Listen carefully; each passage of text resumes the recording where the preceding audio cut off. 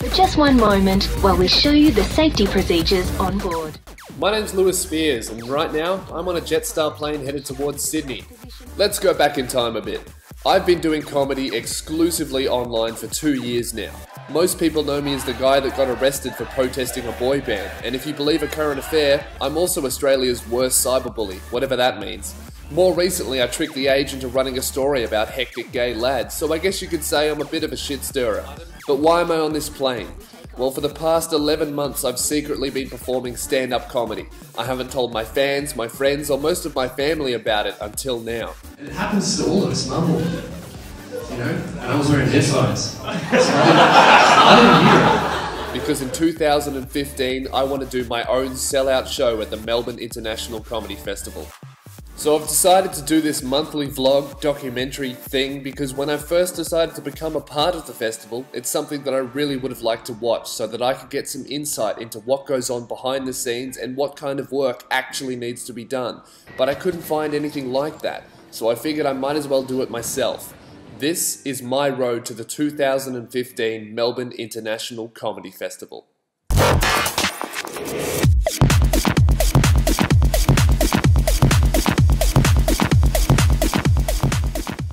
Oh right, the plane. Today, I'm on my way to my first ever interstate show and needless to say, I'm shitting bricks.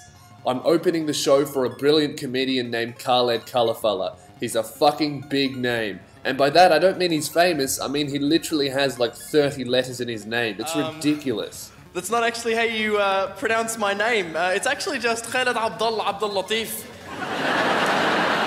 Muhammad Khalafallah. Shimi Suleiman. Muhammad Abdullah Ali. Anyway, in 2012 he placed runner-up in the national finals of Raw Comedy, and since then he's performed in front of thousands of people in Dubai, New York, and more recently the Sydney Opera House. And for some reason, he's decided to become my mentor. How's that for a lapse in judgment? How did you first meet Lewis? I was asked by SBS to be a part of this stand-up series that was televised. I met Khaled at one of his gigs he was doing for SBS. I'd done a few of those before, but for some reason there was a lot of big hitters in the room. I knew that Chaz Licciardello was interviewing some of the comics, so I wanted to go there and kind of show my face like, hey, I'm here. Oh, I didn't know that you would be here.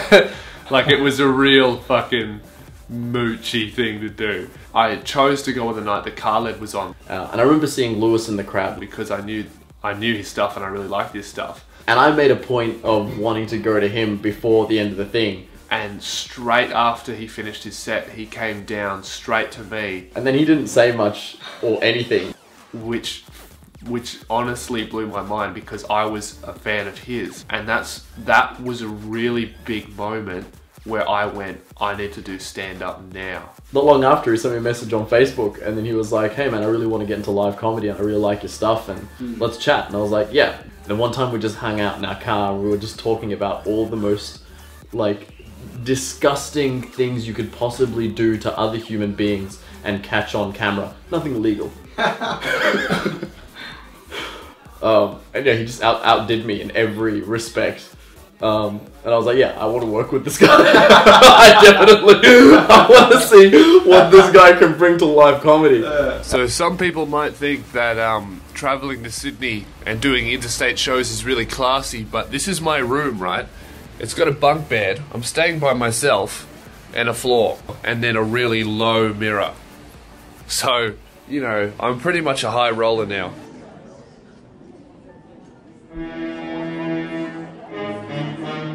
Ladies and gentlemen, please start putting your hands together. Start clapping. Do it louder. Do it faster. Put your hands together for your opening act this evening all the way from Melbourne, Mr. Lewis Spears. I just got back from my show. I'm absolutely wrecked. About a third of the whole audience were people who came to see me. Who's here to see me? Hey! There we go. Fuck, I should have asked for more money. There were underage people that were trying to sneak in. Do you guys use the self-serve checkouts or do you make the peasants behind the thing do it for you? Now, I use the self-serve checkouts every time I shop. I'll tell you why. you're actually allowed to give yourself special discounts that other customers don't get. Right? For example, the other day, I gave myself my favourite discount, which is scan one, and then just fucking steal everything else. Save heaps of money, because So at the time, this mobile video selfie thing seemed like a good idea, but I'm operating on 3 hours of sleep and I just come across as a rambling idiot. So I'm going to summarize what I'm trying to say in the video with a voiceover now.